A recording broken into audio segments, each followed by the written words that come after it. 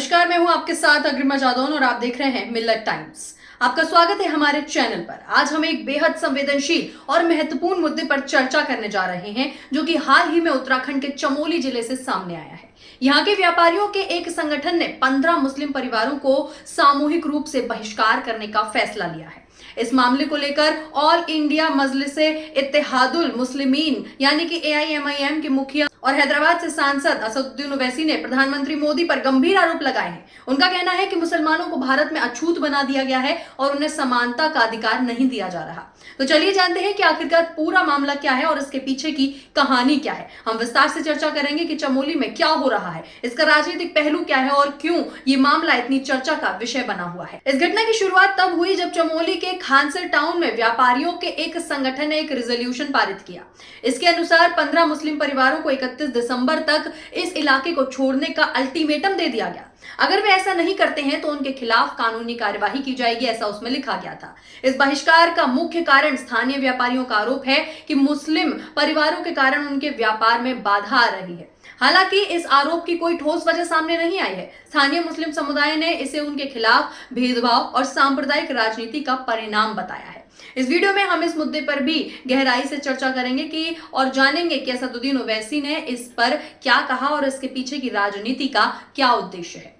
तो देखिए, चमोली का सामाजिक ताना बाना पहले समझ लेते हैं। चमोली उत्तराखंड राज्य का एक प्रमुख जिला है जो अपनी प्राकृतिक सुंदरता के लिए जाना जाता है। यहाँ की जनसंख्या में विभिन्न जातियों और धर्मों के लोग शामिल हैं, जिसमें हिंदू, मुस्लिम और अन्य समुदाय भी शामिल है। मुस्लिम परिवारों की मौजूदगी इस क्षेत्र में दशकों से रही है। वे स्थानीय व्यापार, कृषि और अन्य व्यवसायों में महत्वपूर्ण भूमिका निभाते आए हैं। चमोली का सांस्कृतिक ताना बाना विभिन्न धर्मों और समुदायों के बीच एकता का प्रतीक रहा है। सामूहिक बहिष्कार का प्रस्ताव क्या है? तो देखिए, हाल ही में चमोली के खानसर टाउन में व्यापारियों के एक संगठन ने एक रेजोल्यूशन पारित कर दिया। इसके अनुसार 15 मुस्लिम परिवारों को जो है वो अल्टीमेटम दे दिया गया था कि वे लोग जो है 31 दिसंबर तक इस इलाके को छोड़ दें। यदि वे दिए गए समय के अंदर ऐसा नहीं करते हैं तो उनके खिलाफ जो है वो कानूनी कार्रवाई की जाएगी। और ये भी बताया जा रहा है कि यहाँ कई मुस्लिम परिवार दशकों से रह रहे हैं और अभी से नहीं। ये इलाका चमोली के नाम से जाना जाता है, जो कि उत्तराखंड की राजधानी से लगभग 260 किलोमीटर दूर है। इस प्रस्ताव के पीछे का तर्क ये भी है कि मुस्लिम परिवारों के कारण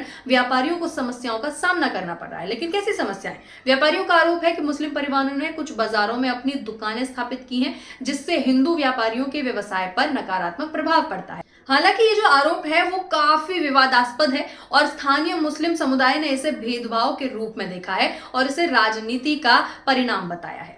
अब विवाद का कारण क्या है? तो देखिए, इस बहिष्कार का मुख्य कारण स्थानीय व्यापारियों का आरोप है कि मुस्लिम परिवारों के कारण उनके व्यापार में बाधाएं आ रही हैं। ये एक ऐसा आरोप है जिसका कोई ठोस प्रमाण जो है वो नहीं मिला है। कुछ स्थानीय व्यापारियों का ये भी कहना है कि मुस्लिम परिवारों के साथ व्यापार करने में उन्हें कठिनाई हो रही है, लेकिन ये भी स्पष्ट नहीं है कि क्या ये वास्तव में उनके व्यवसाय को प्रभावित कर भी रहा है।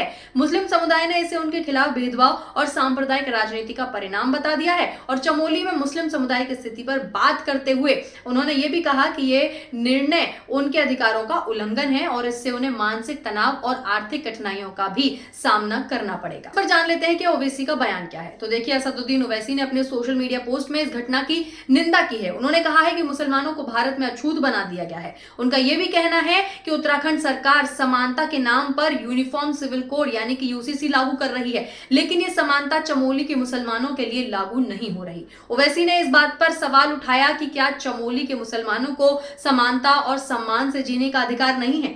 उनका यह भी कहना है कि ये वही उत्तराखंड है जहां की सरकार समानता के नाम पर यूनिफॉर्म सिविल कोड यानी कि UCC लागू कर रही है। क्या चमोली के मुसलमानों को समानता और सम्मान से जीने का कोई हक नहीं है? नरेंद्र मोदी अरब शेखों से गले मिल सकते हैं तो चमोली के मुसलमानों को भी गले लगा सकते हैं। आखिरकार मोदी भारत के प्रधानमंत्री हैं, सऊदी या फिर दुबई के तो नहीं है। ये कहीं ना कहीं एक बहुत बड़ा बयान जो है असदुद्दीन ओवैसी द्वारा दिया गया है।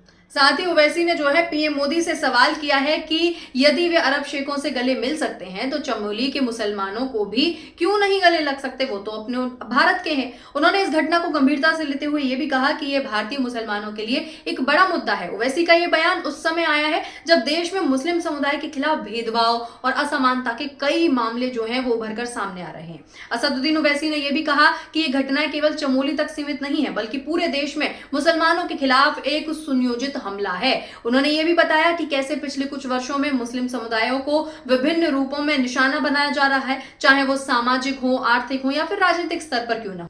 राजनीतिक संदर्भ क्या है, तो देखिए ओवैसी का ये बयान उस समय आया है जब देश में मुस्लिम समुदाय के खिलाफ भेदभाव और असमानता के कई मामले सामने आए हैं, जो कि हम आपको पहले भी बता चुके हैं। उनका आरोप रहा है कि ये केवल चमोली की घटना नहीं है, बल्कि पूरे देश में मुसलमानों के खिलाफ एक सुनियोजित हमला है।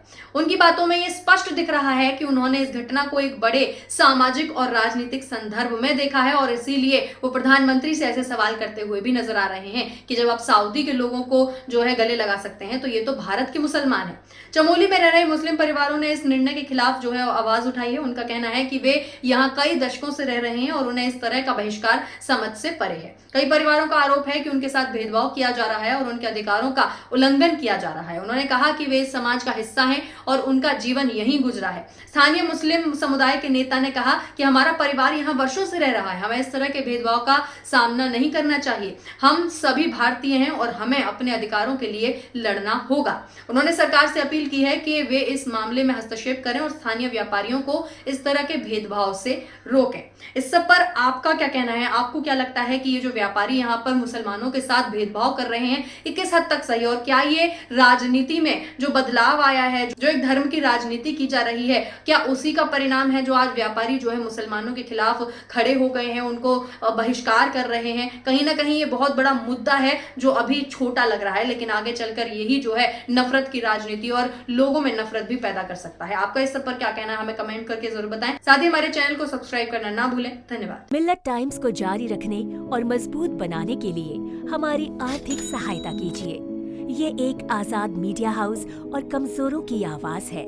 आप हमें देखें, सुने, पढ़ें और हर महीने ज्यादा नहीं, सिर्फ 100 रुपए से मदद करें। डिटेल्स डिस्क्रिप्शन में मौजूद हैं।